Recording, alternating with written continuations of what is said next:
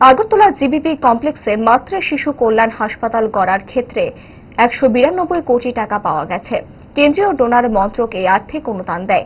আজ আগরতলা জিবিপি হাসপাতালে critical care building, সংক্রামক রোগ চিকিৎসা কেন্দ্রের জন্য 20 শয্যা বিশিষ্ট বিশেষ ওয়ার্ডের ভিত্তিপ্রস্তর স্থাপন করতে গিয়ে এই তথ্য জানিয়েছেন মুখ্যমন্ত্রী ডক্টর মানিক সাহা।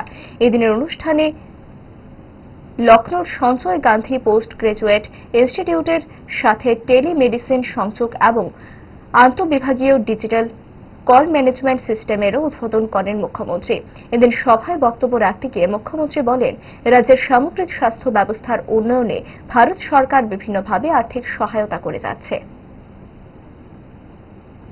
যেভাবেই হোক সেটাকে এস্টাবলিশ করতে হবে। এটা একটা গভর্নমেন্টের পক্ষে সেটা সম্ভব হবে না। সবাই মিলে যদি আমরা কাজ করি, এর মধ্যে আপনারা দেখেছেন যেভাবে আমাদের এই গভর্নমেন্ট অফ ইন্ডিয়া আমাদের হেল্প করছেন। এখানে এজিএমসি এবং জিবিপি হসপিটালে মাদার অ্যান্ড চাইল্ডের যে একটা বিল্ডিং এখানে শুরু হচ্ছে, প্রায় 192 কোটি টাকার ডোনার মিনিস্ট্রি আমাদের দিয়েছে।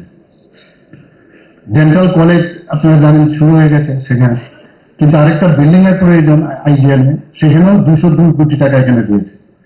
এডিকশন নিয়ে প্রায় আমরা কথা বলি। সেই এডিকশনের বিশ্রামগঞ্জে একটা আধুনিক যে একটা ডি এডিকশন সেন্টার, তার জন্য 121 কোটি 90 লক্ষ টাকা দিয়েছে। আমার একটা ইচ্ছে ছিল এবং সেই ইচ্ছা যখন আমি সেক্রেটারি সাহেবকে বললাম যে একটা আই হসপিটাল এখানে রাজশাহী আই হসপিটাল যেন হয়, এবং জায়গাও ঠিক হয়ে গেছে। আইএলএস এর যেতে বা দিকে বিভক্তির বা দিকে এবং 100 বেডেড আই হসপিটাল হবে। এবং তার যে আমাকে যখন দেখানো হলো, বাইরে চোখের কিছু হলে বাইরে চলে যায়, এখানে রেটিনার থেকে আরম্ভ করে রেটিনার ডিটাচমেন্ট থেকে আরম্ভ করে সব ধরনের সার্জারি কেন হবে না। তো তারও আমরা কাজ আশা করি অলরেডি 5 করোড় অলরেডি আমরা দিয়েছি তার জন্য ডিপিআর তৈরি করার জন্য। আপনার চেয়েও আপন